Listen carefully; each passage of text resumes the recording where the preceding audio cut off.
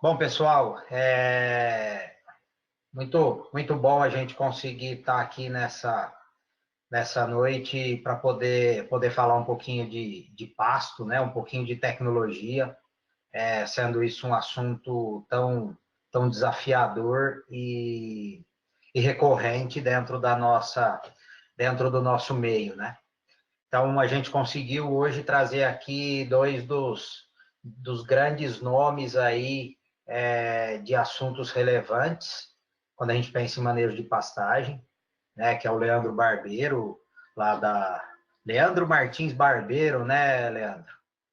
Isso Isso aí. aí. Leandro lá da UFO. O Leandro, eu vou passar rapidinho aqui o currículo do Leandro. Ele tem graduação e mestrado em zootecnia pela Universidade Estadual de Maringá, tem doutorado em ciência animal e pastagem pela Exalc. A gente até brinca com ele que ele melhorou bastante, né, Leandro? Aperfeiçoamos um pouquinho lá, né? É isso aí, legal. E tem experiência internacional, foi lá para Nova Zelândia, onde é o berço do pastejo rotacionado, né, Leandro? Teve lá Isso aí. na Massey University. E atualmente é professor, pesquisador e coordenador do projeto Boi a Pasto e diretor de experimentação da Universidade Federal de Uberlândia.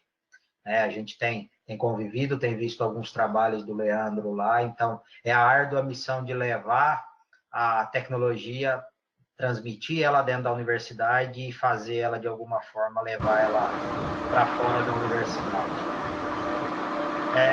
E tem atuação na área de manejo e adubação de pastagem, e pecuária de corte, leite, acompanhando diversos projetos aí pelo Brasil.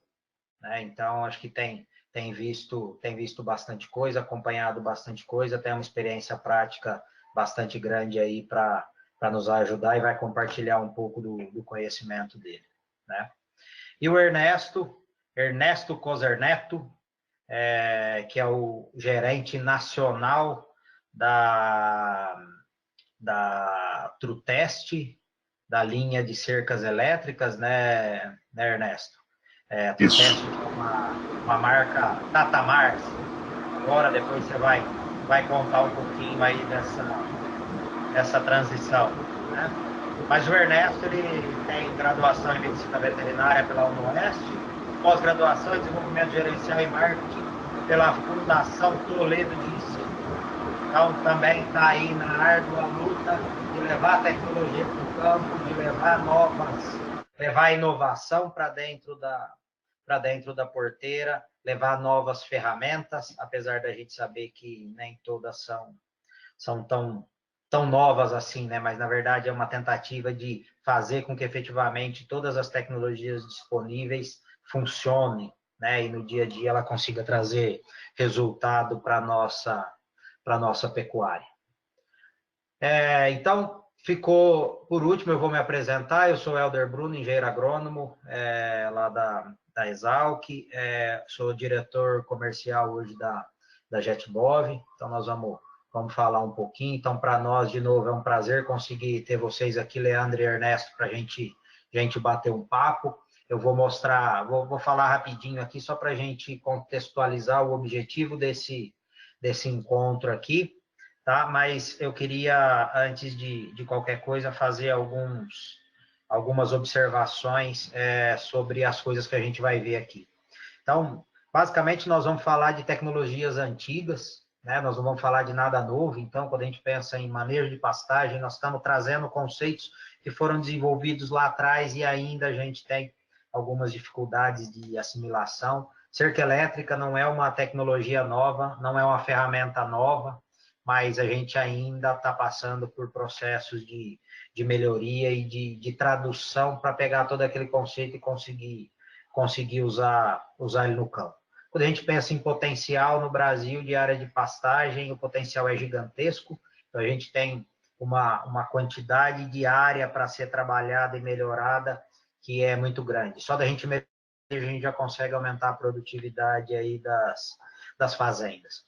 E, na nossa visão, o que efetivamente limitou todo o uso dessas tecnologias, principalmente, é mau uso quando elas são desenvolvidas e implementadas. Então, essa tradução lá da academia para o campo não necessariamente ela acontece com a correta tradução, e aí esse mau uso gera um problema de adaptação e isso vai ficando pelo caminho, né? E aí, quando a gente pensa nessa adoção, é a famosa curva de adoção, que no começo um monte de gente começa a usar errado, diminui o uso, quem conseguir usar certo efetivamente é quem vai seguir e fazer e ter o grande benefício dessas novas tecnologias. E outra coisa é o conceito de tecnologia cara, né? Então, assim, isso é caro, né? Adubar pasta é caro, cerca elétrica pode ser caro, tem equipamento mais caro, mais barato, mas eu queria aqui deixar a mensagem de tecnologia cara e tecnologia certa, né? Então, efetivamente, a gente conseguir separar essas coisas.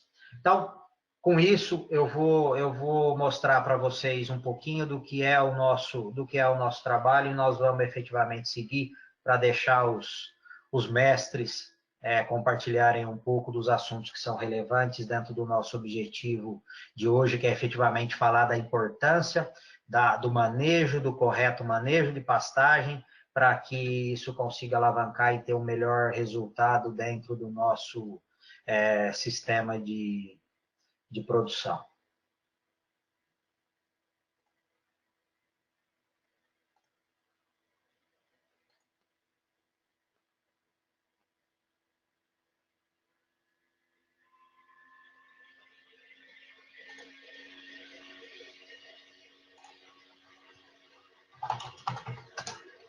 Então,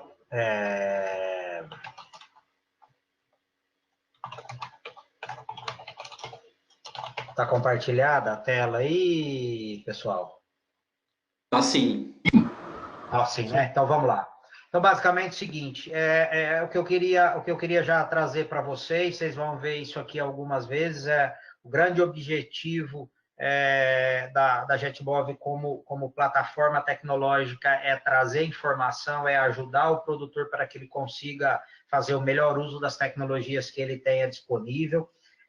O software, todo o desenvolvimento que a gente tem, na verdade, ele é uma ferramenta para que no dia a dia o produtor, o pecuarista, consiga tomar as melhores decisões. Então, basicamente, aqui nós estamos lançando o que nós estamos chamando de workshop da pecuária digital.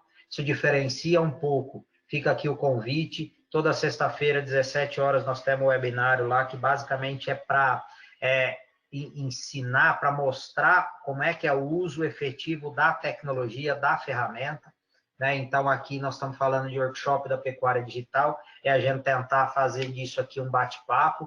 Então, vocês que estão aí participando, tem um lugar aí que são as perguntas. À medida que começar a fluir aqui, vocês já podem ir deixando as perguntas, que a gente vai compartilhando ela aí com os palestrantes, tá? Então, basicamente, nós estamos, quando a gente pensa na plataforma, quando a gente pensa na plataforma JetMove hoje, são 1.100 fazendas espalhadas pelo Brasil, e alguns países da América Latina e África, mais de 1 milhão de hectares de pastagem. Então, a gente já está conseguindo enxergar um pouco do que é a dificuldade de manejo, como é que o pessoal está manejando, como é que o pessoal está dividindo esses pastos. Então, essa visão ela já começa a vir um pouco à tona, né? E mais de 1,5 milhão de animais processados. A gente entende que a dinâmica de uma fazenda ela é muito complexa. Uma fazenda de pecuária ela envolve um monte de aspectos de gestão, e você conseguir cobrir todos eles, você ter funcionalidade, você ter que conseguir agregar valor em tudo que é a demanda do produtor no dia a dia, não é fácil, isso leva algum tempo, mas basicamente esse é o grande objetivo da estrutura de gestão que tem por trás da ferramenta. Ela é composta de uma plataforma online que você acessa onde você estiver e basicamente vai processar as informações. Um aplicativo de coleta que vai a campo, esse vai coletar as informações lá no campo, ele trabalha offline, então eu consigo ir lá no pasto buscar essas informações, e uma vez que eu tenho internet, eu consigo enviar essas informações para serem processadas na nuvem. Então, esse é o aplicativo, é o JetBov de campo. O ano passado, a gente, junto com a própria TrueTest, que o Ernesto está aqui representando, também estava lá, a gente recebeu o prêmio aí, o Touro de Ouro. Dentro da fazenda, quando a gente sai para fazer coleta, isso é muito dinâmico, então a gente precisa de pontos de coleta offline, então esses verdes são os pontos de coleta que a gente faz com o aplicativo offline no campo, e aqui o azul é quando eu sincronizo e efetivamente essas informações elas vão ser processadas dentro da plataforma. Então isso é dinâmico, o dia a dia de coleta de dados ele é complexo, e ele envolve muita atenção para que a gente consiga fazer o melhor uso das tecnologias disponíveis. Então, basicamente, o que tem hoje já disponível dentro da plataforma é uma visão de um excesso de lotação, você já saber como é que está a divisão dos seus pastos, você tem todos os seus pastos lá dentro e você começa a ter uma visão efetiva do uso dessas áreas. O coletor, ele vai buscar as informações lá no campo, então offline a gente consegue trazer essas informações para dentro da plataforma. Isso faz parte do que nós chamamos de jornada do pecuarista. Então, essa jornada, basicamente, ela começa numa coleta de dados onde as coisas acontecem, então é o nosso conceito de pecuária digital. Eu começo a processar, consigo ter automação de coleta de dados, resultando em menos retrabalho e reduzindo o erro. Aqui eu já chego perto de uma pecuária de precisão, onde efetivamente a gente consegue ter os melhores dados, as melhores informações, processá-las e tomar as melhores decisões no dia a dia. E aí a gente já vai para um conceito de pecuária de decisão, onde eu, com melhores dados, consigo comprar e vender de uma forma mais eficiente, eu tenho um fluxo de caixa mais estruturado, eu consigo ter umas informações melhores e, basicamente, a gente consegue gerar melhores oportunidades. Esse é o conceito básico da pecuária de decisão. Então, hoje são 1.100 fazendas, distribuídas em alguns locais, a maior parte no Brasil, mas distribuída também em outros países que efetivamente usam a tecnologia. Então, basicamente, é isso que eu tinha para mostrar. Eu vou passar a palavra aí para o Leandro, ele vai dar sequência, vai falar um pouco dos aspectos importantes dentro do manejo de pastagem e tudo que efetivamente a gente tem que se atentar para ser um bom manejador de pasto e conseguir ter o melhor resultado dentro da nossa fazenda. Então, mais uma vez, aproveitem bastante, aproveitem o conhecimento dessas pessoas que estão aí, do Ernesto e do Leandro, e a gente está à disposição aqui, mediando o processo, podem usar o recurso da plataforma aí, tá? Valeu, gente. Vamos em frente. Leandro, Ernesto, um bom trabalho para vocês aí. Bom, vamos lá. Pessoal, boa noite. Gostaria de agradecer ao Helder pela oportunidade de estar aqui trocando um pouco de ideia sobre o que a gente tem trabalhado, né? Que é com manejo de pastagens. Então, esse webinar de hoje é a importância do bom uso da pastagem para alavancar o resultado da pecuária, né? O que eu venho trazer aqui de informações para vocês é como usar nossas pastagens de forma mais eficiente dentro da fazenda. Então, a ideia é trazer, como o Helder disse, soluções simples, de conceitos que a gente já tem na academia há muito tempo, mas que na prática, muitas vezes, o produtor não tem conseguido utilizar isso de forma eficiente. Então, o nosso objetivo é mostrar alguns resultados de pesquisa, alguns conceitos que muitos pesquisadores têm gerado no Brasil e também no mundo, e mostrar alguns dados e, no final, a gente fazer um bate-papo aí, tirar as possíveis dúvidas, tá? Bom, então, a gente precisa de entender um pouco de crescimento de pasto e de consumo de forragem pelo animal. Eu vou falar um pouco sobre o crescimento da planta e depois sobre comportamento digestivo. Então, esse gráfico que está aparecendo aí para vocês, ele mostra um pasto em pastejo rotativo, né? Inicialmente, quando a gente tira os animais do pasto, o pasto cresce de forma lenta. Eu acredito que vocês podem verificar isso na fazenda, que quando os animais saem do pasto, devido à área foliar baixa, esse pasto cresce de forma lenta. À medida que esse pasto começa a produzir mais folha, o crescimento começa a ser exponencial. Ou seja, essas folhas fazem muita fotossíntese e a planta cresce de forma rápida. Às vezes eu vou no pasto lá, demoro 3, 4 dias para voltar, o pasto é totalmente diferente quando ele está na fase exponencial. Porque a planta fez muita fotossíntese e produziu muita forragem. Entretanto, chega um momento que a planta entra em estabilização antes do florescimento.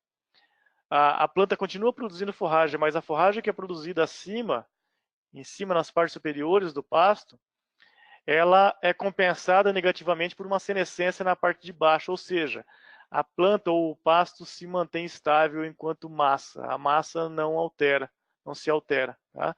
Então nós temos aí uma fase de estabilização do crescimento. Então, resumindo, esse gráfico, no início o crescimento é lento, depois o crescimento é rápido, depois o crescimento estabiliza. Mais à frente eu vou voltar um pouco nesse conceito para falar um pouco mais sobre manejo. Né? Depois, uma outra pergunta que nós temos que responder é: como que o pasto se mantém perene? Nessa foto aí é um perfil de braquiária que eu retirei de um trabalho nosso aqui na universidade, após aproximadamente uns 15 dias da germinação. Aí, circulado em vermelho, a gente vê a semente dessa forrageira, onde que originou esse perfil central, esse maior, foi o primeiro perfil que foi gerado, e depois a planta começa a produzir clones dela. Esses perfis que estão ao lado são clones dessa planta principal. Ou seja, o método de perpetuação da planta forrageira depois da germinação da semente é via perfilhamento. A planta não tem mais a necessidade de produzir semente. E nós não queremos mais que ela produza semente, porque a produção de semente faz com que o pasto perca valor nutritivo, então diminui proteína, aumenta a fibra, diminui a digestibilidade. Então o objetivo é que não se produza mais semente. Entretanto, isso, do ponto de vista fisiológico, é impossível da gente evitar dentro do nosso pasto. Mas o que eu quero mostrar para vocês sobre perfilhamento está representado nesse gráfico. Nós temos aí no eixo que representa perfis aparecidos em relação a perfis mortos, onde nós temos essa linha vermelha, o número 1. O que está significando essa linha vermelha? Significa que a cada perfil que aparece no pasto, um morre, ou seja, a população se mantém constante. Então nós temos duas linhas aí. Nós temos uma linha preta, contínua, e uma linha tracejada. Quando nós observamos a linha preta contínua, a cada estação das secas o número de perfil diminui. Na estação das águas o número de perfil aumenta. Na seca subsequente diminui, nas próximas águas aumenta. Ou seja, o balanço populacional ele é estacional. Na época das águas nós temos mais plantas no pasto, na época das secas menos plantas. Isso acontece para qualquer pasto.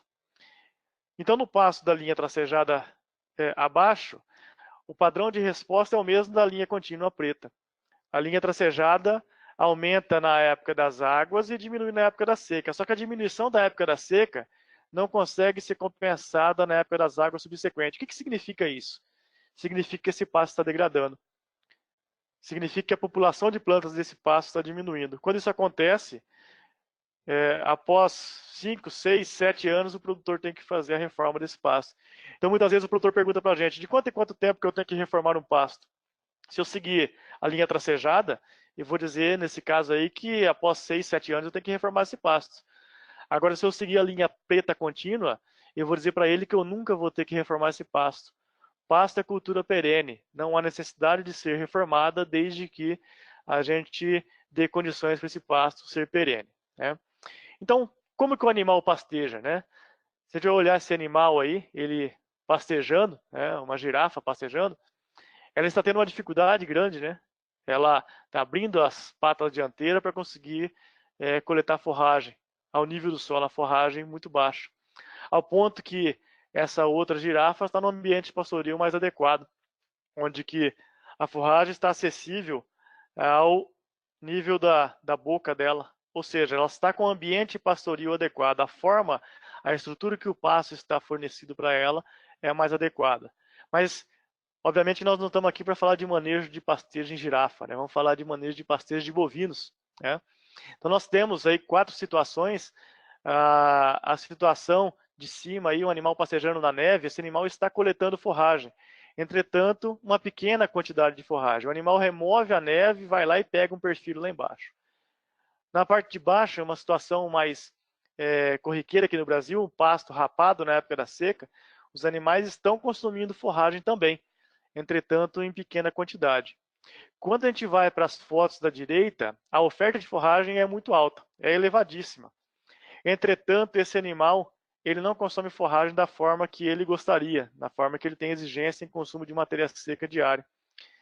Então, eu vou mostrar alguns dados para vocês daqui um pouco, onde que esses animais da direita aqui, eles passam fome, tá? Bom, se a gente parar para observar o animal pastejando no pasto, a gente vai verificar, um animal ruminante, né, um bovino, a gente vai verificar que o animal chega no pasto, ele vai com o movimento mandibular, passa a língua e coleta a forragem desse pasto. E essa figura ela vem para mostrar para a gente que o animal, no ato do bocado dele, ele remove aproximadamente 50% da altura do perfilho, 50% da altura do pasto. Ou seja, se eu tenho um pasto de 50 centímetros de altura, o bocado é de 25 centímetros. Se eu tenho um pasto de 40 centímetros de altura, o bocado é de 20 centímetros. À medida que eu vou diminuindo, então, eu vou lá para 20 centímetros de altura do pasto, o bocado é de 10 centímetros. Se eu tenho um pasto de 10, o bocado é de 5 centímetros. Ou seja, quanto mais alto o pasto, maior é o bocado. Quanto mais baixo o pasto, menor é o bocado. Né? E aí, quando nós pegamos essas informações e olhamos alguns dados de pesquisa, isso aqui é uma adaptação que eu fiz de um trabalho de pesquisa realizado com pastagem de clima temperado, mas eu adaptei isso aqui para uma pastagem de clima tropical. Quando a gente pega forrageiras mantidas a 30 ou a 60 ou a 90 ou a 120 centímetros de altura, o animal, nos pastos baixos, ele tem um menor bocado. O bocado dele é pequeno, reflete o que eu mostrei na figura anterior. Já quando o pasto é alto, lá com 1,20 m, o bocado é bem grande. Como que o animal interpreta isso? Ele interpreta que ele está num pasto baixo e ele não está consumindo forragem da forma que ele gostaria. Então ele pega, lá na figurinha B aqui, ele aumenta a quantidade de bocados por minuto. No pasto muito baixo, ele dá mais bocado por minuto para tentar compensar esse bocado pequeno que ele está dando. Mesmo assim, a ingestão de forragem dele ainda é baixa. O que, que ele faz? Lá na figura C, ele aumenta as horas de pastejo durante o dia. Tá? Então, esse animal, ele aumenta o número de bocado e aumenta a hora de pastejo. Mesmo assim, ele não consegue consumir forragem da forma que ele gostaria. Se eu pegasse esse pasto, aumentasse a altura dele, eu estou aqui com 30, 60, 90, 120 centímetros. Se eu aumentasse isso para 1,5 m, 1,80 m, 2,10 m, a figura, a curva iria inflexionar para baixo, tender a zero. Ou seja, pasto muito alto, o animal consome pouca forragem também. Então nós temos que encontrar um meio termo, e é isso que eu vou falar para vocês, sobre quais são as condições de pasto e como que nós geramos essa condição de pasto para que o animal tenha ótimo consumo de forragem, um elevado consumo de forragem de alta qualidade. Então olha só, para exemplificar tudo isso que eu estou falando, olha esse animal aqui, então um caprino, ele tem a altura da boca dele de aproximadamente 1 metro, o pasto está com aproximadamente 2 metros, e ele vai coletar esse perfil. Vejam, ele rompe o perfilho a 50% da altura do pasto, metade da altura. E ele está dando um bocado bem grande.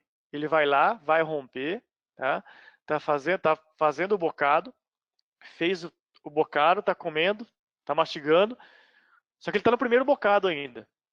E ele vai tentando colocar esse alimento para dentro da boca. Então é um bocado muito grande, só que a taxa de bocado dele é pequena. Se a gente contar o número de bocado que esse animal deu aqui, ele fez um bocado em 1 minuto de pastejo. Ou seja, uma taxa de bocado muito baixa em um pasto que inclusive está passado, já passou do ponto de colheita.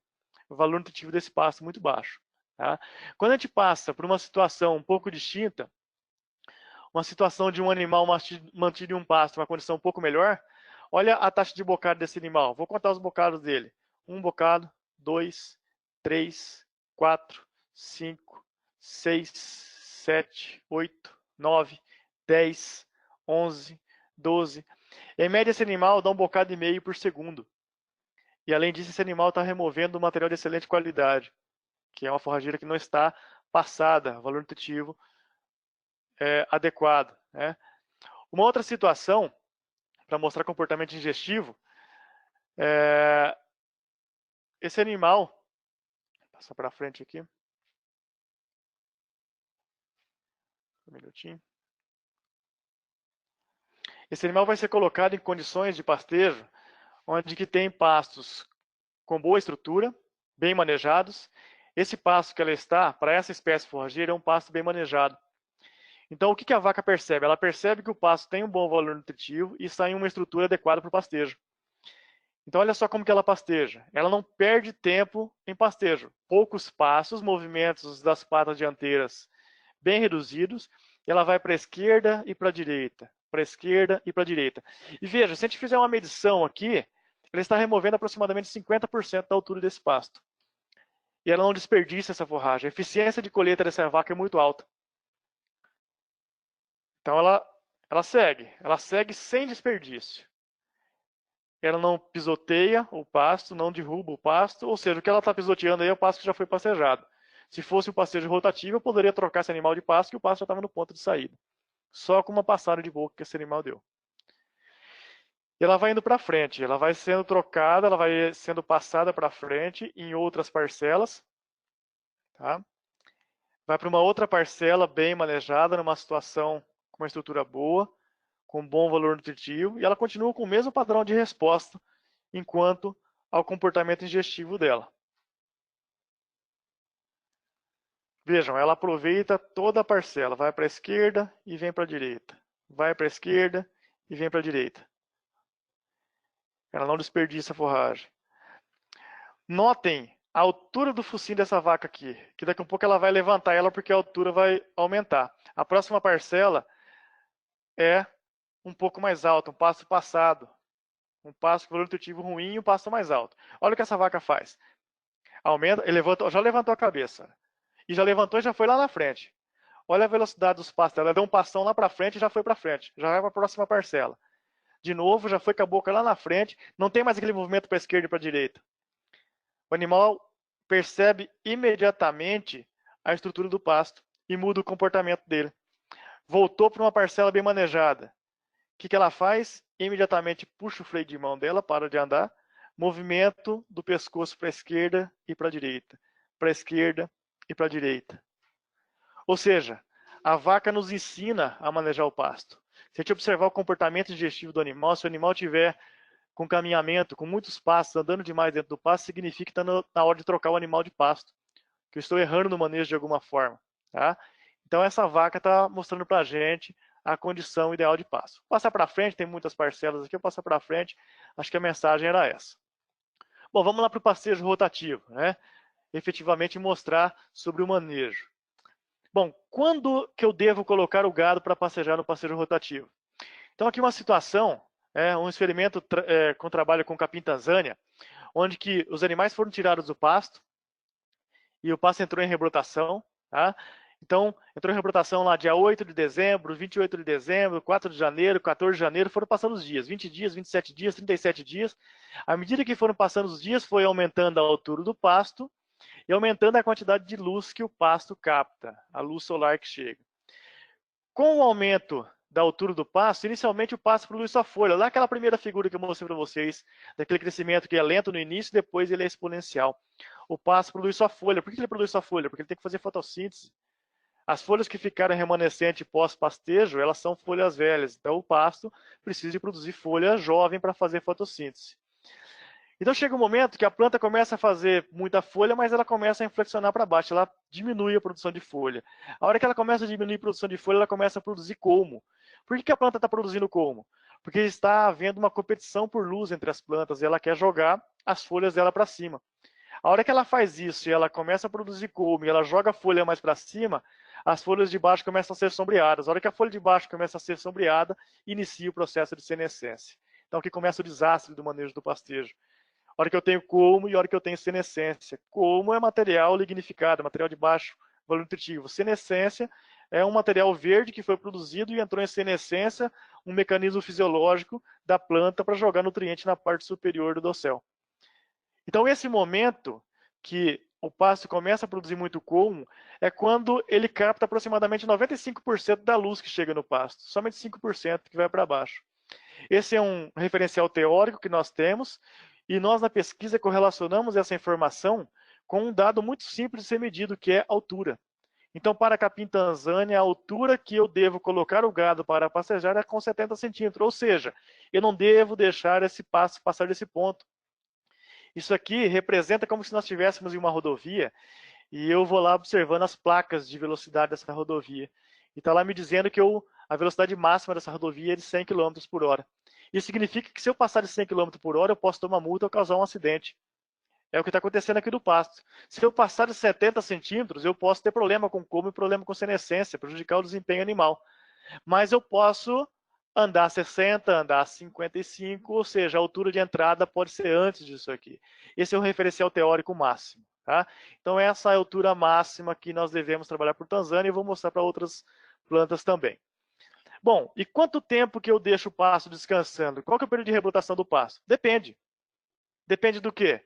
Depende das condições climáticas, fertilidade do solo, adubação, a altura pós-pastejo, e esse gráfico mostra isso para vocês. Vejam, em verdinho aqui está um pastejo, nos três, na realidade, Mombaça, né? Em verdinho, um pastejo na primavera, em azul no verão e em laranja, outono e inverno. O Mombaça, manejado na condição ideal dele, que é a altura de entrada de 90 centímetros, na primavera ele atingiu esses 90 centímetros com 22 dias. E no verão com 24. Se a gente fizesse o manejo que o pessoal preconiza muitas vezes na prática, aí, de a cada 30 dias voltar o gado no pasto, aqui na primavera e aqui no verão o pasto ia ser colhido passado. Já ia ter muito como e muito material morto. E lá no inverno o pasto ia ser colhido antes da hora. Ou seja, o período de descanso ele é variável, ele tem que ser variável, tem que respeitar a condição da planta. E quando que eu tiro o gado do pasto? Tá? Então nós temos duas condições aqui de pastejo. Tá? Então uma condição onde que eu fiz um pastejo leve, e uma condição onde que eu fiz um pastejo mais severo. Então, no pastejo leve eu tenho folhas remanescentes, e no pastejo severo eu tenho pouca folha remanescente. No pastejo leve, o que acontece? Rebrotação mais rápida, porque a planta tem mais reserva de folha para fazer fotossíntese. Rapidamente ela está pronta. A gente consegue não rotacionar e voltar os animais, muitas vezes, quando o pastejo é leve e a fertilidade boa, eu consigo voltar os animais com 15 dias no mesmo pasto. Já quando o pastejo é severo, há necessidade de uma rebrotação da base, o perfilhamento da base, e esse passo demora a rebrotar. Então depende da ativação dessas gemas basais. Então a rebrotação é mais lenta. Além disso, pensando no animal, quando o pastejo é leve, a dieta do animal é mais rica em folha. O animal está consumindo sua ponta. E no pastejo mais severo, a dieta do animal é um pouco pior, porque o animal está rebaixando mais e ele consome mais como e mais material morto. Tá? E quantos dias que eu deixo o gado no pasto? Ah, eu devo deixar o gado uma semana, devo deixar o gado um dia, devo deixar o gado 5 dias. Esse gráfico mostra, em azul, os animais sendo trocados todo dia do pasto. Em rosa, o animal sendo trocado a cada 3 dias do pasto. E em verde, o animal sendo trocado a cada 5 dias do pasto. Quando o animal é trocado todo dia, isso aqui para produção de leite, quando o animal é trocado todo dia, a produção de leite é constante do animal. Quando o animal é trocado há 3 dias, o dia que troca, a produção vai lá em cima. No dia antes da troca, a produção vai lá embaixo. Quando a ocupação é de 5 dias, da mesma forma. No dia da troca, a produção vai lá em cima. No dia final da ocupação, a produção vai lá embaixo. Por quê? Nessa ocupação longa, no dia da troca, o animal está comendo só ponta. No dia que eu coloco ele no pasto. E no dia que eu vou tirar ele do pasto, ele está comendo só talo e só material morto. Então oscila demais a produção. Tá? Então, pensando do ponto de vista prático, algumas recomendações, tá? Vou passar um pouco mais rápido, isso aqui é mais uma receitinha mesmo, de altura de entrada de algumas forrageiras. Então a gente tem, eu pegar aí o exemplo de Mombaça e Braquiarão, pegar um Mombaça 90 centímetros e Braquiarão 25 centímetros. Essas são as alturas de entrada recomendadas para essas forrageiras, desde que manejarem um sistema intensivo de produção. E essas alturas de entrada representam quando o pasto intercepta 95% de toda a luz que chega. E a altura de saída representa aproximadamente 50% da entrada. Por que representa 50% da entrada? Porque a vaca me diz isso. A vaca me mostra isso lá no comportamento digestivo dela, lá na produção de leite dela, lá no ganho de peso do animal. Ele mostra que se eu tirar o animal do pasto, passando de 50% da altura de entrada, o desempenho dele é prejudicado. Tá? Então vai de 40% a 50%. Medição de altura, olha só como que é simples de ser feito. Isso aqui é uma aluna nossa aqui na universidade fazendo a medição de altura com uma reguinha. Ela vai com uma régua, tem uma folha de raio-x, tem um cano de PVC com uma fita métrica aqui e vai medindo. Uma braquiária isso aí.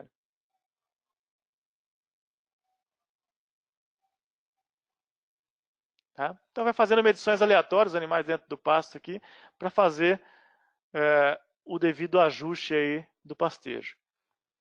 Então olha só a reguinha como é simples. Eu tenho aqui uma folha de raio-x lá embaixo, um cano de PVC, uma fita métrica, então eu coloco essa reguinha no pasto, aqui a figura da medição aqui, coloco a reguinha no pasto, onde que a folha de raio-x para, eu vou lá e faço a leitura da altura.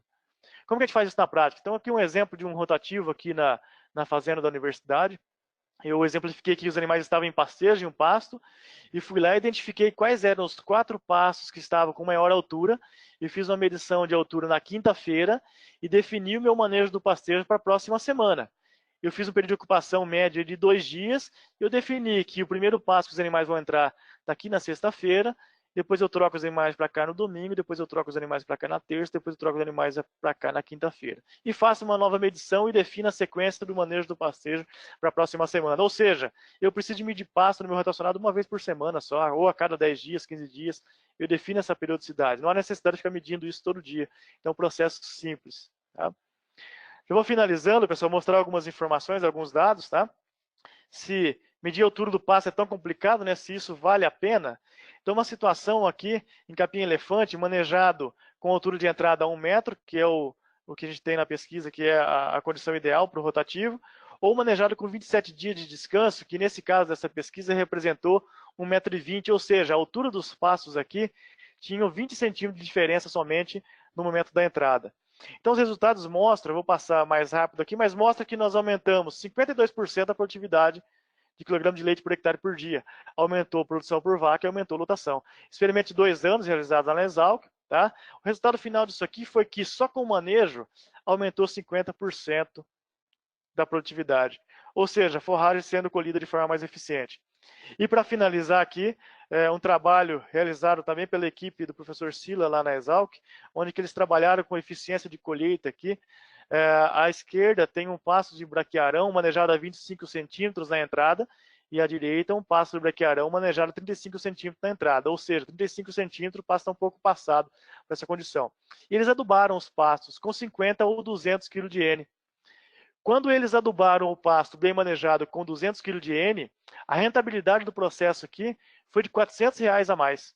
Então, quando a quantidade de arroba produzida a mais, descontado o custo da adubação, esse cara aqui que adubou com 200 produziu R$ 400 a mais por hectare. Já quando a gente foi para o mesmo aumento de adubação lá no pasto mal manejado, ele tomou um prejuízo em relação ao que adubou menos de menos R$ 300. Ele produziu menos por hectare, menos R$ 300. Tá? Quando a gente faz a comparação do pasto bem manejado e o pasto mal manejado, os dois com adubação alta de 200 kg de nitrogênio, com a mesma adubação, o pasto bem manejado, o produtor produziu R$ 1.358 a mais por hectare, colhendo de forma mais eficiente o pasto. E o dado mais interessante é que quando se faz a comparação de um pasto com baixa adubação e um pasto com elevada adubação, 4 vezes mais nitrogênio, o pasto com baixa adubação produziu R$ 900 a mais por hectare. Ou seja, adubar pasto é muito interessante. Mas, inicialmente, a gente precisa de entender de colheita de pasto. A gente tem que saber colher bem o nosso pasto, para depois sim investir em insumo, investir em produção de pasto. Pessoal, a minha mensagem era essa, é um pouco rápida, tá?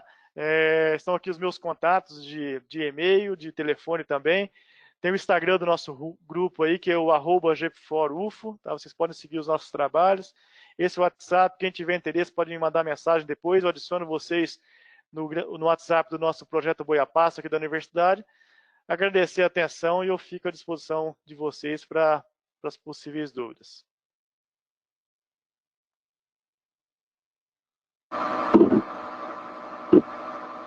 Beleza, Leandro. Valeu, pessoal. Pode ir pensando, listando as perguntas aí. Nós vamos seguir para o Ernesto, né? Aproveitar aí a sequência. E aí depois a gente pode fazer um bate-papo, porque eu acho que a gente vai conseguir ser mais efetivo depois da sequência fazendo aí as perguntas. Vamos lá, Ernesto. Bem, boa noite, pessoal. Obrigado pelo convite. Uma honra aqui estar dividindo esse espaço com vocês, professor Leandro, o Helder.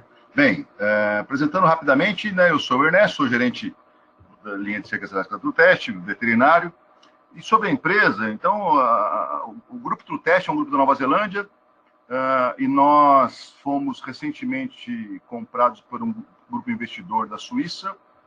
Hoje nós somos líderes mundiais em cercas elétricas, balanças eletrônicas, identificação eletrônica, e a gente vai falar um pouquinho para vocês aí sobre a ferramenta para colher pastos, que é a cerca elétrica, uma tecnologia desenvolvida na Nova Zelândia. Esse meu pessoal é pioneiro nisso, né? A gente está presente em mais de 120 países, e uma das nossas marcas, a Speedrite, ela é de 1938, ou seja, são mais de 80 anos de experiência em manejar pasto com uso de cerca elétrica. E assim, é a história da cigarra e da formiga. Eu falo sempre que a América do Norte foi obrigada a se tornar a referência mundial que é em sistemas confinados, porque é o recurso que eles têm. A Nova Zelândia foi obrigada a se tornar a referência mundial que é em manejo de pastagem, porque é o recurso que eles têm. O Brasil pode usar o melhor do sistema americano e pode usar o melhor do sistema neozelandês juntos. Só que a gente, de certa forma, está meio falho nisso, onde a gente encontra muita fazenda no Brasil com sistemas confinados tão bons ou até melhores que americanos. E, infelizmente, apesar de todo esse conhecimento que o Leandro põe, que tem tudo que tem faculdade ensinando, hoje produzir pastos já não é um grande desafio, não é o maior desafio do Brasil. Eu sinto que o maior desafio hoje é colher pastos, sabe? Produzir está dominado, o desafio é em colher, tá? Bem, essas aqui são todas as nossas marcas que a gente trabalha. A gente está com uma fábrica no Brasil agora, que é a Terco, produzindo aqui também. Como eu disse para vocês, nós somos líderes mundiais desde 1938, o mercado disso é gigantesco. A geografia deles, o relevo deles, o clima deles, os obrigou a desenvolver com o que eles tinham. O que eles tinham era uma possibilidade muito longe para trazer comida de fora, a área agricultável é muito pequena, eles se desenvolveram o pasto, e eu acho que eles foram bem nisso, que hoje eles são líderes mundiais, os maiores exportadores de leite do mundo, são os maiores exportadores de carne ovina e lã ovina, e já são, gente, o quinto maior exportador de carne bovina do mundo. Então, um paísinho pequeno, nada tropical, né, está conseguindo resultados altíssimos, porque eles conseguem ter volume alto, qualidade boa e custo de produção baixo, porque eles produzem a pasto. Já começando a desmistificar a história da cerca elétrica no Brasil, a gente anda o Brasil inteiro, e a maior parte das pessoas que eu converso tiveram maus resultados com o uso, más experiências com o uso da cerca elétrica. Só que lembrando que hoje na Nova Zelândia o custo da mão de obra está mais do que 20 dólares por hora. Então eles não lançariam mão de uma tecnologia custosa, porque eles não vão pagar 20 dólares a hora de um funcionário ficar lá arrumando cerca. Então ela foi desenvolvida para tirar trabalho, porque a mão de obra lá é muito cara. Eles desenvolveram um negócio que para reduzir trabalho, está dando trabalho porque tem erro. A preocupação deles, eles não são produtores de gado somente, eles são produtores de pasto, realmente é o pasto que manda neles. E a discussão que eu tenho levantado é o seguinte: existe informação disseminada, existe muita gente que sabe, que domina solo, planta e animal, mas mesmo nessas fazendas, a eficiência de pastejo está muito baixa, apesar de ter bastante gente que sabe domina o pasto. Sabe a hora de entrar, sabe a hora de sair, só que impacta em dois problemas. Primeiro é gente para fazer esse manejo, e o segundo é estrutura. Eu não vou piquetear uma fazenda a mais, não dá mais como piquetear uma fazenda com sistemas de cercas convencionais. Hoje, 1 quilômetro de uma cerca convencional está saindo por volta de R$10 mil. Então, não vão piquetear a fazenda com R$10 mil. E aí eu vejo as pessoas desperdiçando o pasto e usando ração de forma compensatória e não de forma estratégica, como seria o caminho natural para o Brasil, usar em plenitude o pasto e usar grãos de forma estratégica para acelerar o processo. E a gente vê todo esse cenário de previsões falando que a maior parte dos produtores vão sair da atividade em breve. E aí eu tenho exemplos como esse. Olha aqui, ó. Isso aqui é um pivô central no Goiás, 1.800 cabeças, dentro de 110 hectares, manejados com uma cerquinha, com um vergalhão de construção a cada 40 metros. E esses animais, quem determina se está na hora de sair ou não é o pasto, tem alguém ali lendo o pasto, só que eles sabem fazer uma cerquinha tão barata como essa, ficou menos de R$1.000 o quilômetro a cerca, sabe? A gente pensando em R$10.000 que fica o quilômetro a cerca convencional. Então, olha como é possível sim. E o desafio da gente agora é descer a pirâmide, né? Hoje nossos principais clientes são as maiores fazendas, os maiores projetos, e o desafio da gente é descer essa pirâmide para que essa tecnologia chegue ao maior número de pessoas possível. Então, a gente tem feito um trabalho de treinar o maior número de pessoas, de consultores, de técnicos, porque eles não aprenderam essa tecnologia na faculdade. Então, não é culpa deles, porque isso no passado não era problema, cercamento não era problema, e hoje é. Né? Madeira era de graça, a mão de obra era muito barata. Então, não existia preocupação também em perder esses pastos, né? E hoje tudo isso é problema, e a gente precisa produzir mais e também de cada vez de uma forma mais eficiente, reduzindo custos. Tá? Olha aqui, ó, isso aqui é um vídeo da semana passada.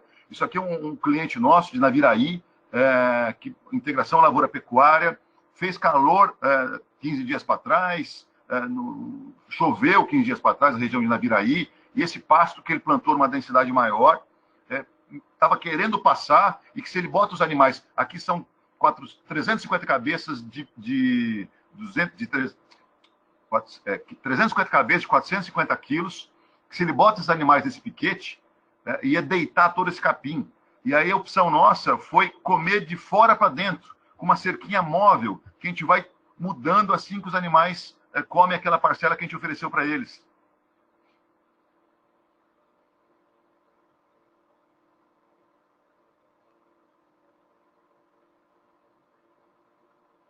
Então tem um funcionário ali colocando toda hora essa cerca, que é com fio eletroplástico ultra, que é o que a gente usa, com a vareta plástica, sabe? Então vai um peão aqui toda hora botando para frente essa cerca. E eficiência maior de pastagem que isso é impossível, gente. Um animal desse está ganhando perto de 1 quilo dia, sabe? Então, o meu sentimento é que cercas convencionais realmente é coisa do passado, e o futuro é para isso, ó, cercas elétricas móveis, tá? Bem, aí tem todas as crendices. Porque a cerca elétrica é só animal manso que respeita a cerca. Olha aqui que animal manso.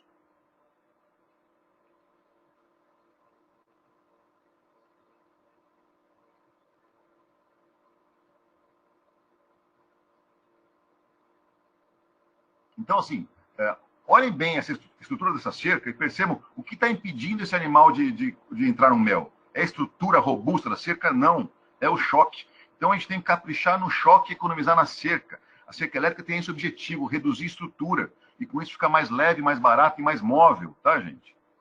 Isso aqui é um exemplo bacana do pessoal da Apta de Colina. A gente está com um projeto lá, com um experimento em andamento, um pastejo intensivo de vaca de cria. Historicamente, as vacas de cria ficam nos piores pastos. O pessoal da Apta quer fazer um experimento lá para ver se vale a pena realmente investir na vaca de cria. E aí são 4 módulos, e aí cada linha de um módulo desse a gente fez com um modelo de cerca.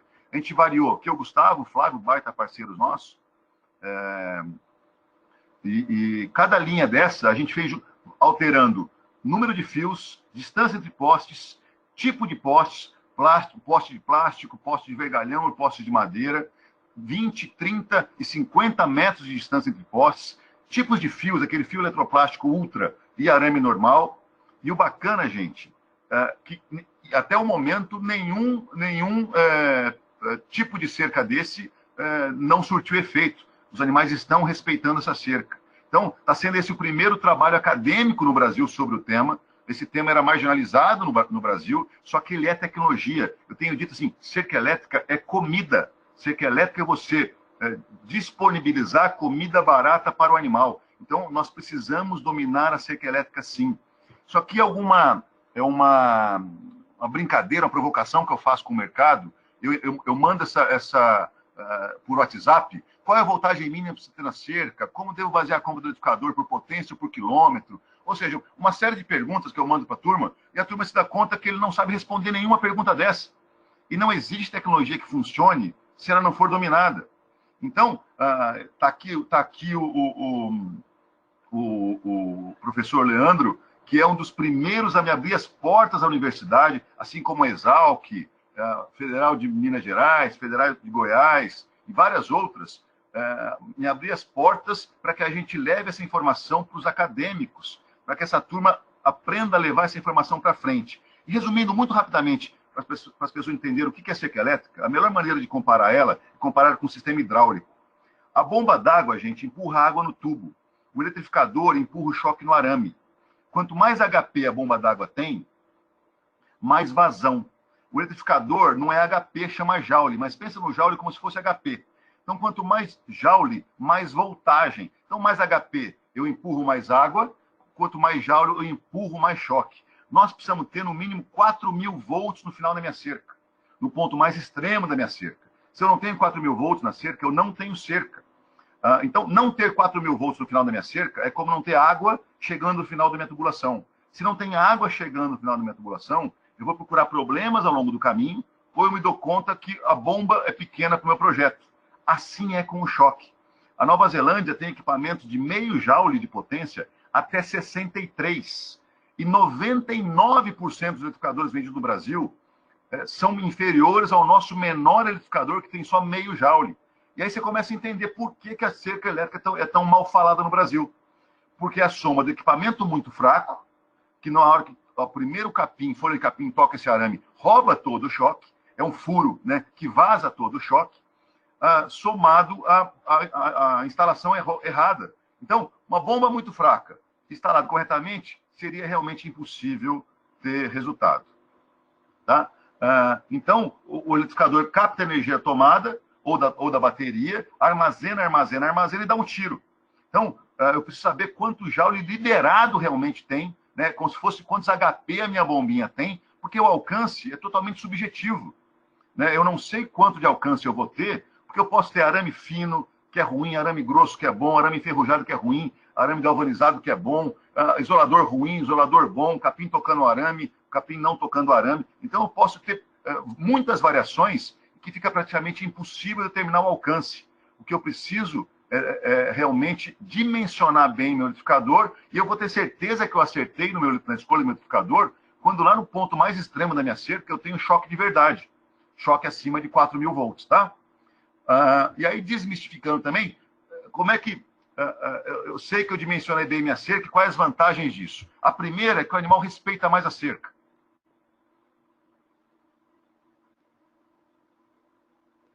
Então, existe já um mito, o tal do cruzamento industrial não respeita a cerca. Respeita sim, um bom choque respeita sim.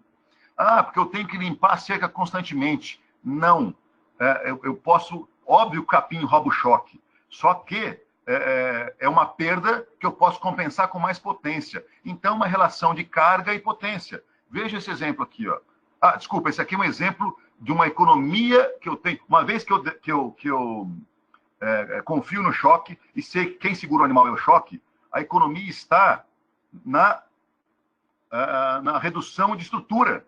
Isso aqui eu estou na Embrapa de Campo Grande, era um experimento lá com o Guga, e que se houvesse mistura de animais, detonaria o experimento dele. Isso tem mais de 3 anos, e até agora, 0 entreveiro.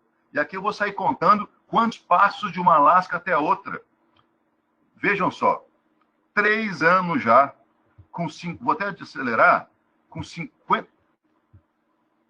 50 passos de uma estaca até outra, de uma lasca até outra, sem entrever até algum. Então, assim, cerca elétrica tem que ter choque forte e estrutura leve. E ela ficando mais barata, eu vou piquetear mais. eu piqueteando mais, eu vou aumentar minha lotação, eu vou produzir mais por área. E aí, agora sim, falando sobre manutenção, porque se eu tenho potência de sobra na minha cerca, não vai ser qualquer capim que vai me tomar meu choque. E aí eu posso, olha aqui, ó.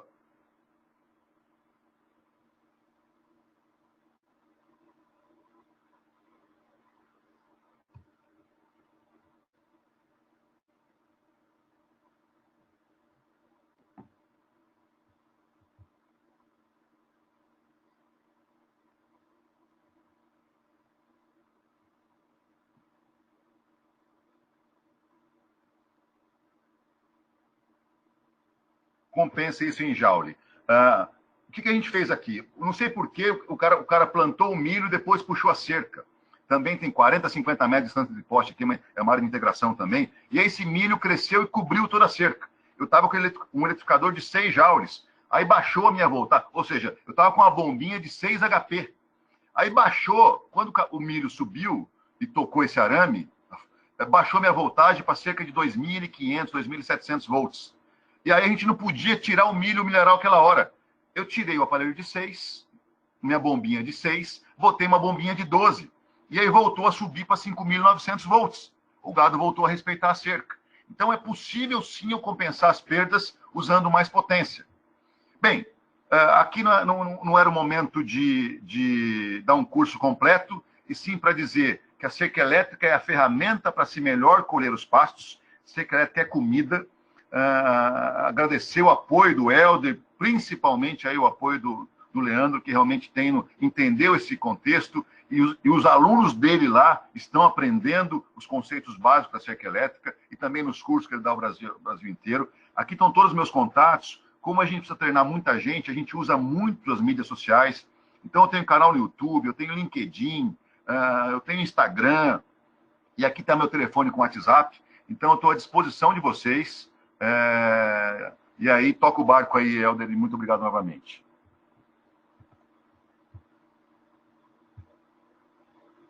Valeu, Ernesto, show de bola, é isso aí. Eu acho que a mensagem é isso, né? Qualquer tecnologia, a gente precisa dominá-la, né? E não significa que a gente tem que, de cara, se mergulhar e fazer tudo de uma vez, mas você tem que ir galgando sempre melhorias, né? Queria abrir, pessoal, se vocês quiserem, podem escrever tanto no bate-papo aí, que talvez é mais fácil, ou aí nas perguntas. Eu vou fazer uma pergunta para o Leandro. Leandro, você acha que quando a gente pensa nas principais gramíneas, né, que a gente tem hoje, existe algumas místicas aí, mas eu posso ter mais de uma gramínea no mesmo pasto. Quando a gente pensa em rotacionado, como é que você lida com esse tipo de situação numa fazenda já implantada? Quais seriam as principais atitudes aí em relação a esse possível seletividade, pensando na qualidade da colheita, né, que é o que efetivamente a gente precisa, né? Eu estou falando de plantas diferentes, eu estou falando em desuniformidade, né? Tá. Dei uma cortada no áudio aqui, Helder. A dúvida sua é com relação a uma mescla, é isso? Isso. Tá, perfeito. Mescla, Bom, você chegou lá, tem mais de uma variedade no sim, pasto, né? Qual sim. que é a principal recomendação em relação a isso? Tá. Bom, a gente pode seguir vários nortes aí. Esses dias até a gente teve um curso aqui em Uberlândia e essa pergunta veio de um produtor para mim. Ele deu um exemplo lá, eu tenho lá um Tanzânia e no meio desse Tanzânia eu tenho um braquiarão também. E aí? Eu vou pela altura do Tanzânia ou eu vou pela altura do braquiarão? A minha resposta para ele foi: qual passo você quer manter na área? Você quer manter o Tanzânia ou você quer manter o braquiarão? Se eu quiser manter o braquiarão, se o meu objetivo for o braquiarão de alguma forma, eu vou manejar pela altura do braquiarão. Ou seja, esse Tanzânia ele vai receber tanta pressão de pastejo que ele vai desaparecer da área.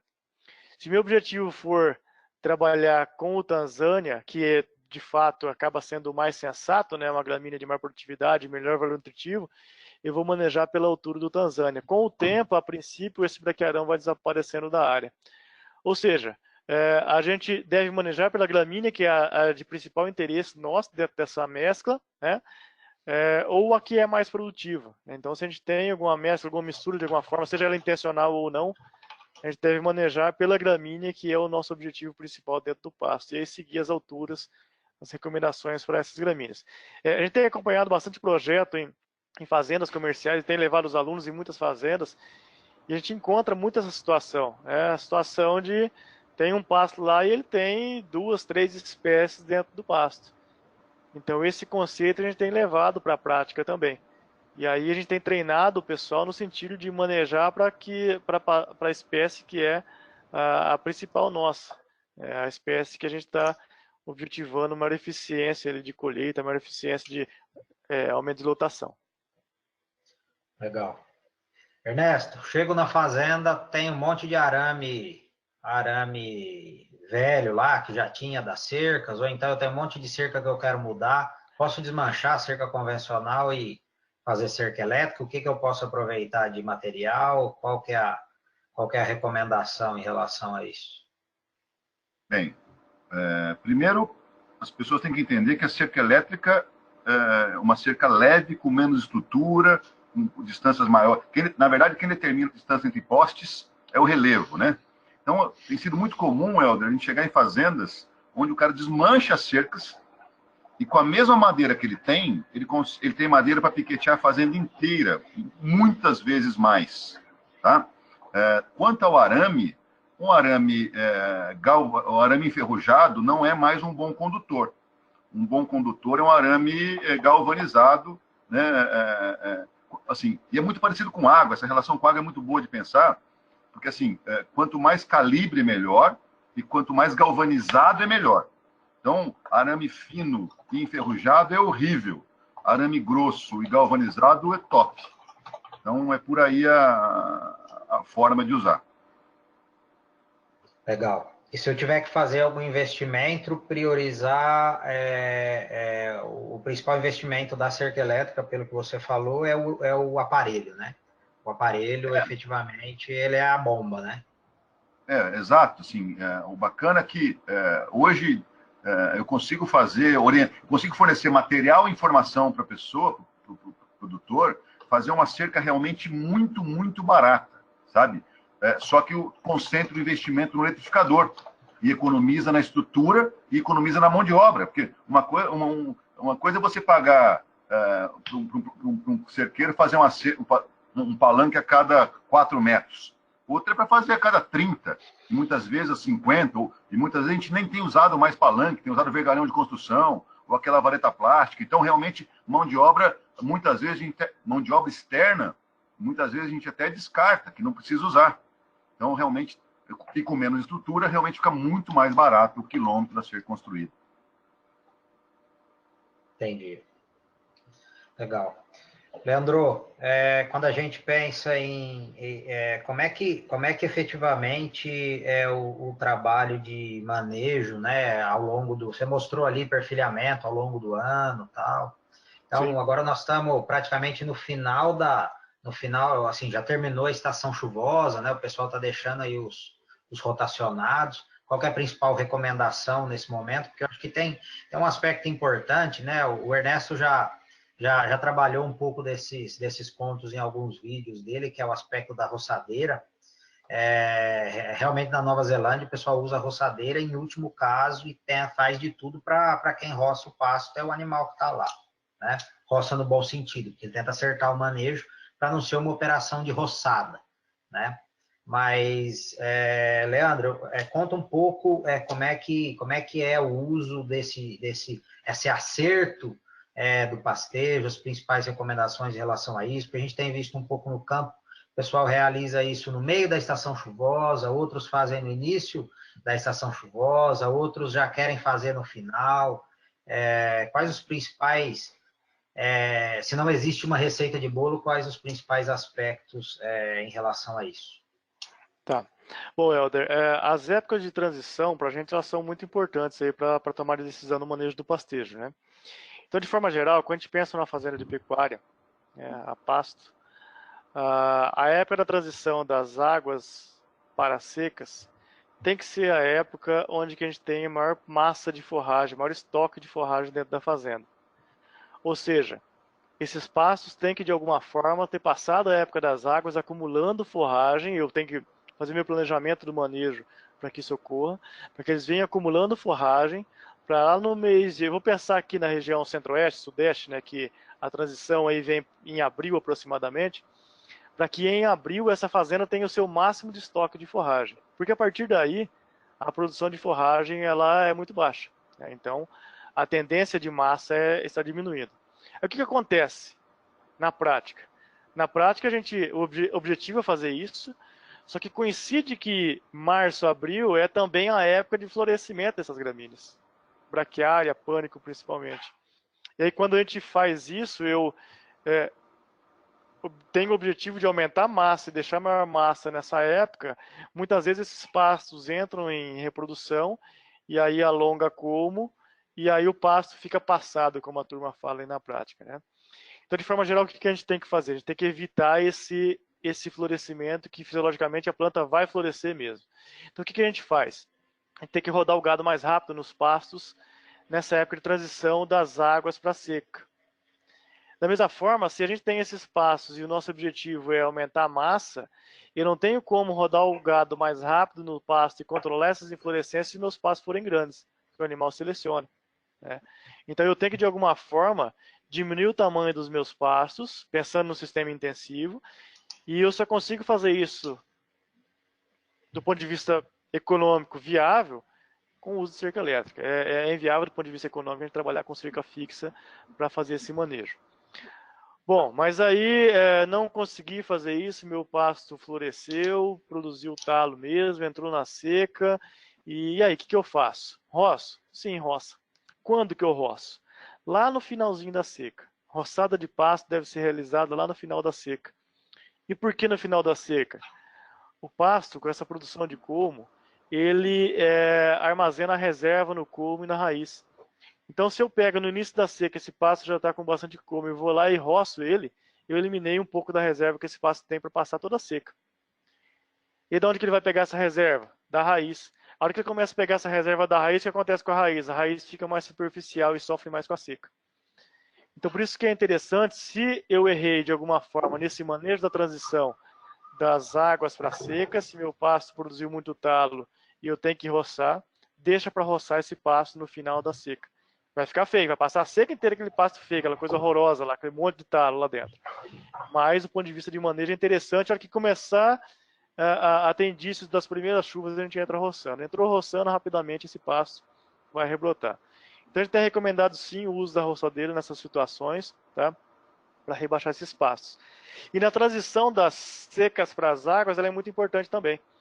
A gente tem que estar com os pastos todos baixos na fazenda. Por que o pasto tem que estar baixo? Tem que estar baixo para receber luz solar e esse pasto perfilhar. Aquele meu slide que eu mostrei lá, a braquiária perfilhando, é isso que vai fazer com que esse pasto acelere essa rebrotação no início da primavera.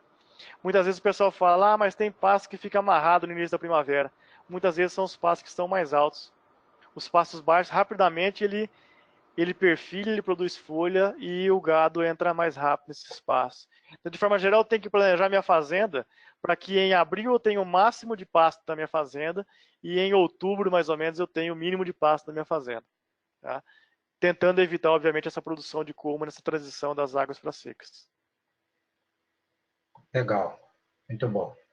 Ernesto, quando é que existe uma recomendação para o uso de equipamento solar ou elétrico e tem um número mágico em relação à quantidade de cerca por joule? Como é que é uma recomendação média para isso e qual a voltagem que a gente tem que ter como regra objetivo para efetivamente ter sucesso com um projeto de cerca elétrica?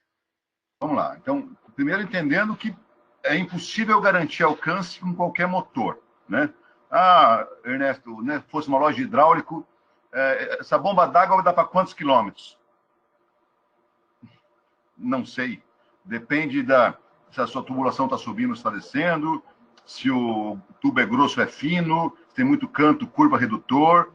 Então, isso, né, sempre comparando com água, que é muito semelhante, com choque é a mesma coisa, né?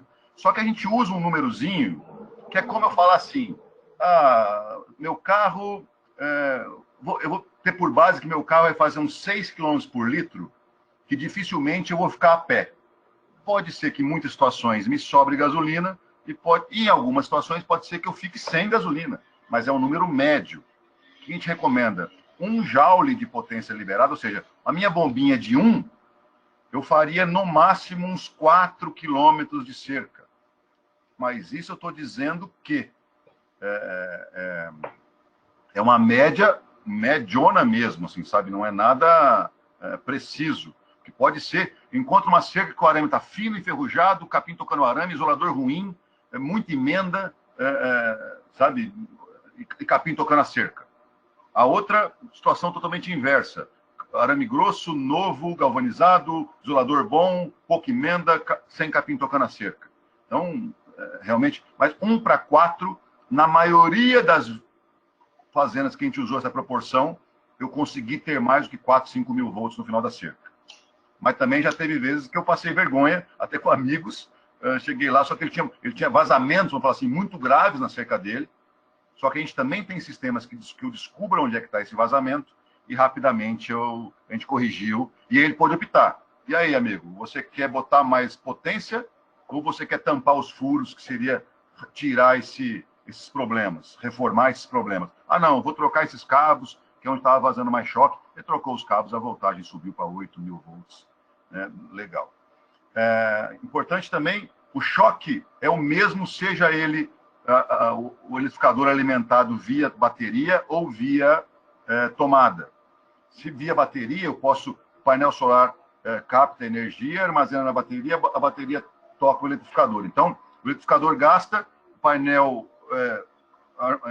capta e a bateria armazena. Então, tem que ser muito bem dimensionado isso, existe uma regrinhas para isso, né? Só que, importante também, a maior parte dos problemas de quebra de liquidificador no Brasil são oriundos de problemas oriundos na rede elétrica. Ou oscilação muito grande, ou raio mesmo que vem pela rede elétrica. A menor parte dos problemas são via cerca. Só que para ambos a gente tem como proteger, sabe? De botar um sistema de proteção na rede elétrica e pôr um sistema de proteção na cerca para que esse raio não chegue até o aparelho. Lembrando que o raio vai procurar o eletrificador, porque o raio procura o melhor aterramento possível. O eletrificador, muitas vezes, na fazenda, é o equipamento mais bem aterrado e o raio vai procurar ele e vai passar por ele.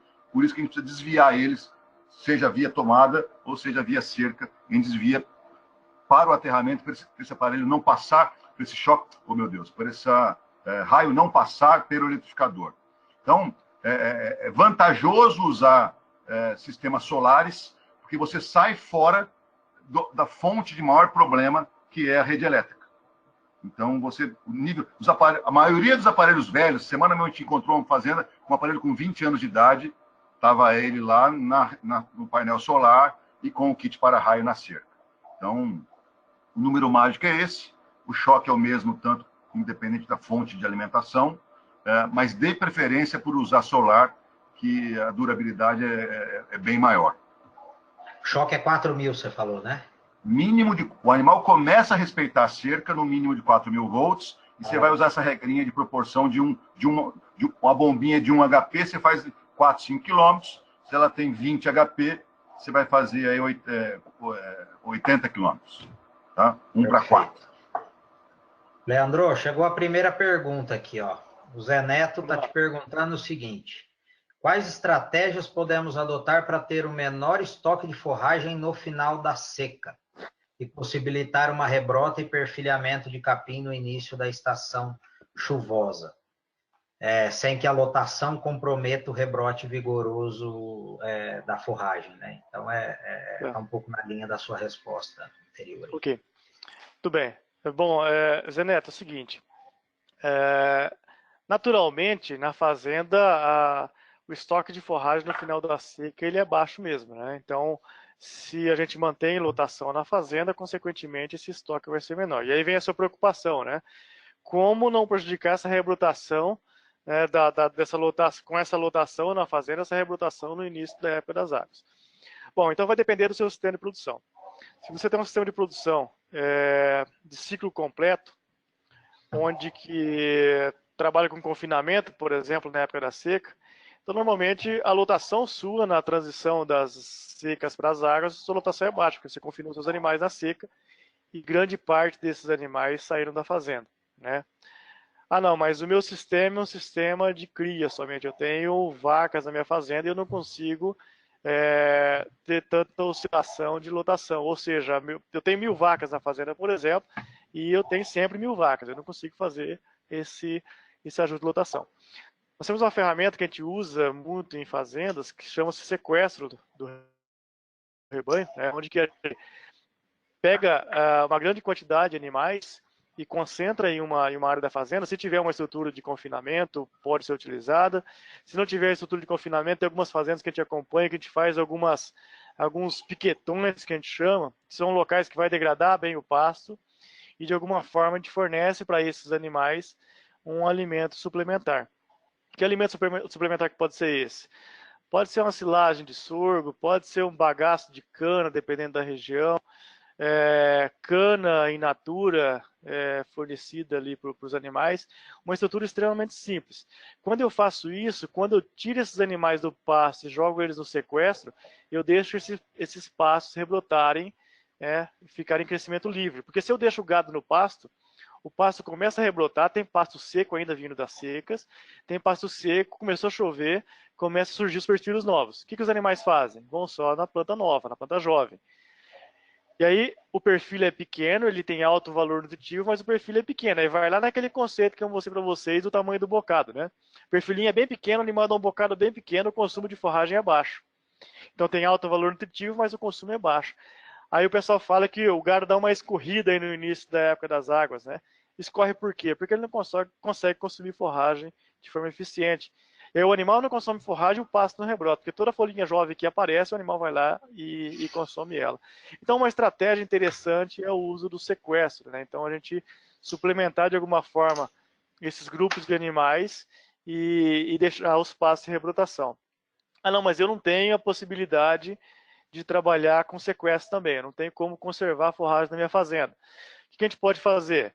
A gente pode reunir esses animais, a gente reservar um pouco de forragem, né, na época da seca também, e fazer esse sequestro em algumas áreas que eu deixei acumulando forragem desde a época das águas anteriores, passaram a seca sem ser utilizado, e eu utilizo ali na transição. Obviamente que vai ser uma forragem de péssima qualidade, porque tem muito material morto, e essa forragem começa a rebrotar também da base, né? Então, mas é uma outra solução que a gente pode ter para esse problema aí, para não comprometer esse rebrote vigoroso da forragem aí nessa época de transição.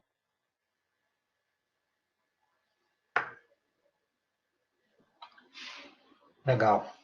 Tá agradecendo. Beleza, Leandro. Ernesto, a gente consegue, como que eu consigo treinar mão de obra para construção da cerca elétrica? Eu estou numa região que praticamente não tem, eu quero fazer cerca elétrica. Como é que efetivamente eu consigo pegar meu cerqueiro lá e fazer com que ele consiga disseminar essa tecnologia para que ele consiga executar de uma forma mais próxima ao ideal, entendendo que ela tem alguns detalhes que são fundamentais para garantir o funcionamento. Helder, primeiro, cara, eu já não vejo a cerca elétrica uma tecnologia para ser feita pelo cerqueiro tradicional. Sabe? Esse cara bruto que, sabe cavar buraco e passar arame. Sabe? Como a gente consegue fazer um negócio muito mais leve, essa brutalidade toda é dispensável. Sabe? Eu preciso de alguém com a capacidade. Então, assim, o cerqueiro da cerca elétrica não é mais o cerqueiro bruto do cerca convencional. Sabe? Tem que ser um cara. Como eu disse, na Nova Zelândia, o consultor da fazenda é o cara da cerca. Sabe? Porque ele altera número e tamanho de piquetes a todo momento, obedecendo oferta de capim e demanda animal. Sabe? E podendo fazer cerquinhas de vergalhão, né? Você vai botar um poste em cada canto e um vergalhão a cada 50 metros. sabe? Isso é coisa para capataz fazer, sabe? Isso é coisa para fácil, leve, sabe? Então, não é nem coisa para ser contratada a mão de obra externa. E o meu trabalho tem sido este, sabe? Tentar treinar o máximo possível de consultores e técnicos, agrônomos, veterinários ou tecnistas, que não aprenderam, assim como eu também não aprendi a tecnologia, fui aprender porque fui trabalhar na empresa, para que dominem isso, para que possam usar essa ferramenta para não deixar o animal selecionar. Porque se você deixar, ele vai selecionar. Então, a maneira de você mandar no gado é você reduzindo a área dele. E eu tenho feito aquela provocação, né? Se na sua fazenda tem pasto rapado ou pasto passado, quem está mandando na fazenda é o gado e não você, sabe? Então, a maneira de mandar no gado é limitando ele, e a cerca elétrica é a melhor forma, é mais barata e mais eficiente que existe. Então, por isso, assim, não é mais assunto para o cerqueiro tradicional bruto, sabe? E o meu trabalho tem sido treinar o máximo possível. Hoje, até que eu já tenho gente espalhada pelo Brasil inteiro, só que não é só o cara da empresa de defensivo que fala de defensivo, não é só o cara da empresa de semente que fala de semente, não é só o cara de fertilizante que fala de fertilizante, né? Os técnicos, de maneira geral, dominam esses assuntos. E eu sinto que é preciso que esses técnicos também dominem a cerca elétrica, que ela não é mais importante do que nenhum outro assunto envolvido, nenhuma tecnologia envolvida, mas ela é essencial, ela é mais um dente da engrenagem somente. E está fazendo falta. A falta dela está fazendo a gente não ser muito eficiente no pastejo. Legal. Leandro, e aí? Sim. A hora que eu chego na fazenda, como é que eu vou treinar a equipe? Como que efetivamente vocês têm lidado com essa mudança? Nós estamos entendendo aqui que é uma mudança de conceito, né? Uma mudança de uso de tecnologia. Ou você domina ou vai ser dominado. Eu acho que isso para qualquer tecnologia, nós estamos indo, essa conversa ela tá levando para esse caminho, né? Ou você domina ou vai ser dominado. Problemas vão aparecer, limitações elas podem ter, e aí cabe a gente como é que vai ser nossa reação, né? Mas fala um pouquinho aí, Leandro, como é que vocês têm lidado com isso? Bom, tudo começa, Helder, com a elaboração do projeto de rotacionado, né? Então, muitas fazendas que a gente acompanha, inicialmente o produtor ele precisa da montagem de um projeto de rotacionado. Então, tudo que a gente faz começa no sentido de medição de área, ver que tipo de pasto que esse produtor tem na fazenda, e aí fazer a determinação do número de piquete, tamanho de piquete, formato de piquete, disposição de água, como que isso é feito. Então começa por aí. Depois de feito o projeto, ou entrando em uma fazenda que já tem um projeto estabelecido, a gente começa a fazer treinamento com o pessoal. Como que consiste esse treinamento?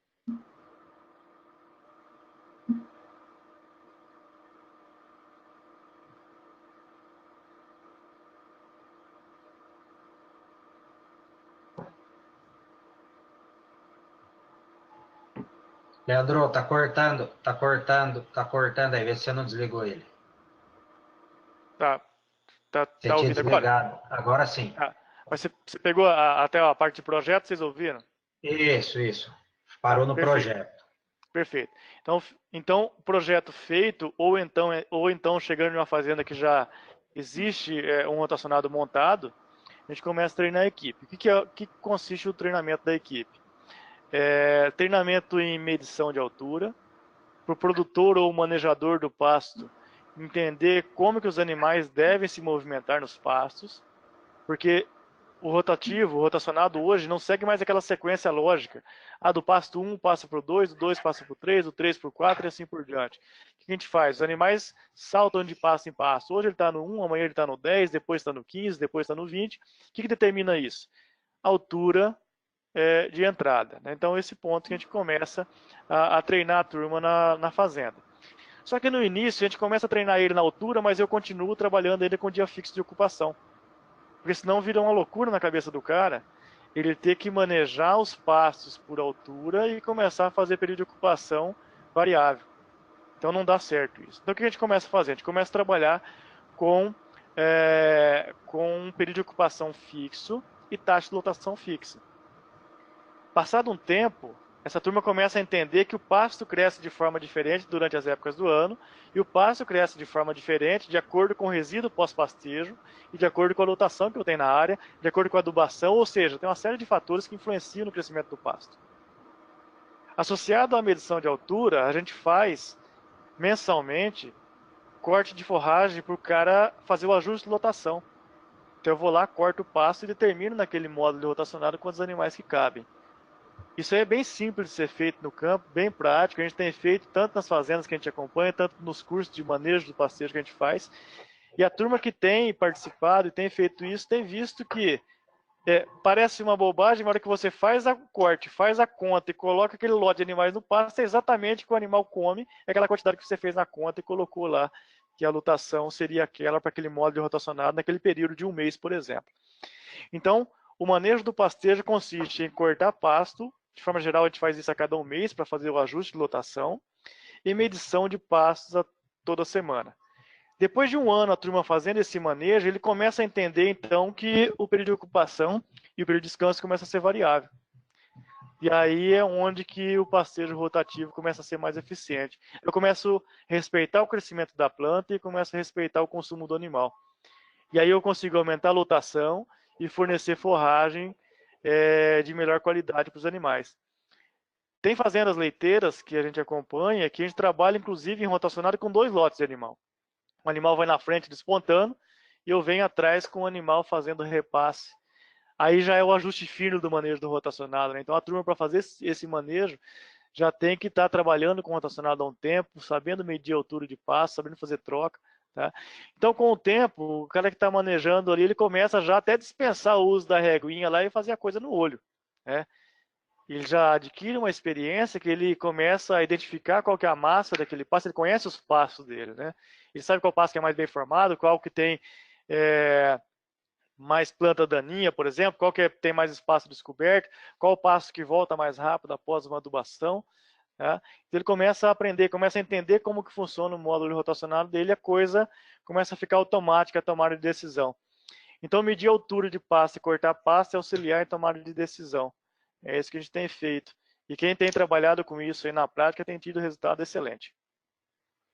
Legal.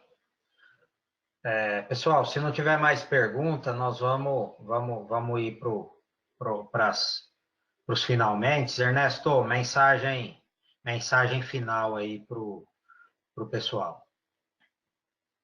Bem, então assim, cerca elétrica é a ferramenta para se melhorar a eficiência de pastejo, sabe?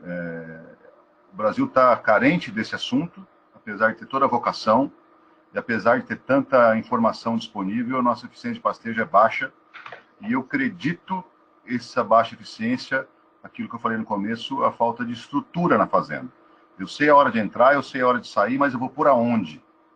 Sabe, eu não tenho subdivisão na fazenda. Para as fazendas que sabem, né? A gente sabe que a grande maioria não sabe. Então, soluções existem, a gente está aqui à disposição. Fica barato, se produz mais, não dá dor de cabeça, pelo contrário, tira trabalho, desde que obedecido os conceitos básicos da tecnologia, assim como é qualquer outra tecnologia. Se você fizer errado, dá errado, se fizer certo, dá certo. Sabe? Então, existem os passos básicos e a gente está à disposição aí para ensinar isso, para que as pessoas tenham sucesso cada vez mais.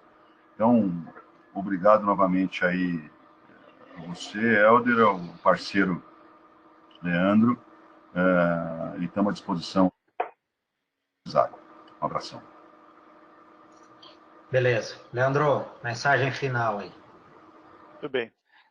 Bom, inicialmente agradecer a oportunidade, Éder, por estar nesse momento aí, nesse bate-papo aí com o Ernesto também, que é parceiro nosso aqui na universidade. O Ernesto sempre tem vindo aqui fazer palestras, cursos com a gente aqui, então é um parceiro de longa data e a gente espera continuar junto por muito tempo aí. Bom, a mensagem final, manejo do pastejo é ferramenta simples e barata de ser realizada dentro da fazenda. Então hoje a gente tem muita tecnologia boa no Brasil, a gente tem muita coisa boa aí no mercado, né? Mas o que a gente precisa de entender é de colher pasto. Eu vou citar o exemplo da turma da agricultura aqui, que eles fazem competição aí pelo Brasil.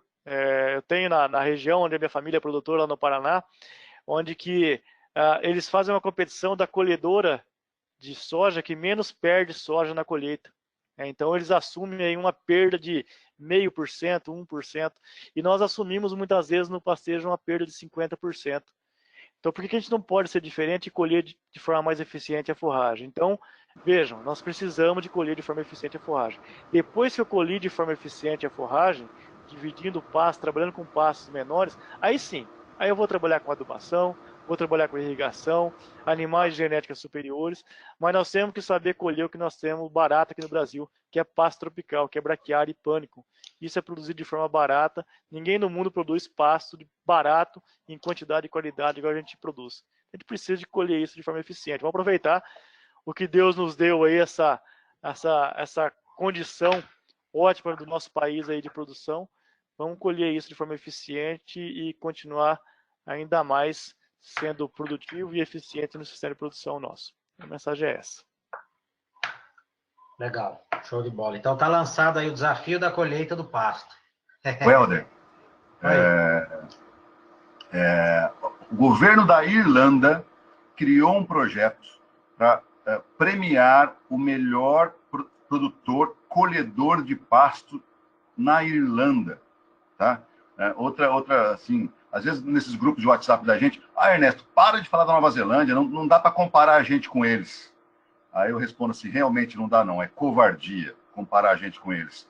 Eles não têm o sol que a gente tem, eles não têm o relevo que a gente tem, eles não têm a temperatura que a gente tem, sabe? Então é covardia comparar eles com a gente, e eles têm medo da gente, assim, sabe? Se a gente aprender a ser eficiente tão com eles no pasto, ninguém segura a gente, não. Legal. Beleza, pessoal. Obrigado aí a todos os participantes, né, que dedicaram tempo. Espero que tenha sido aí de proveito para todos vocês. Para nós foi muito bom ter esses dois grandes profissionais aí que estão aí fazendo de tudo para mudar um pouco, para melhorar a nossa pecuária.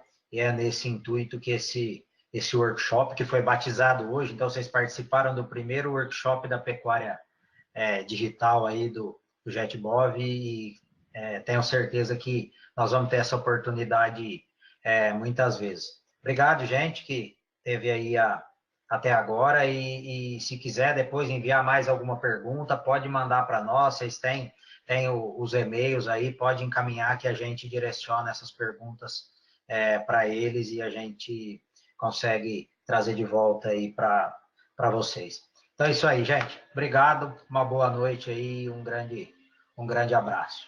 E até a próxima. Tchau, tchau. Valeu, gente. Obrigado. Até logo.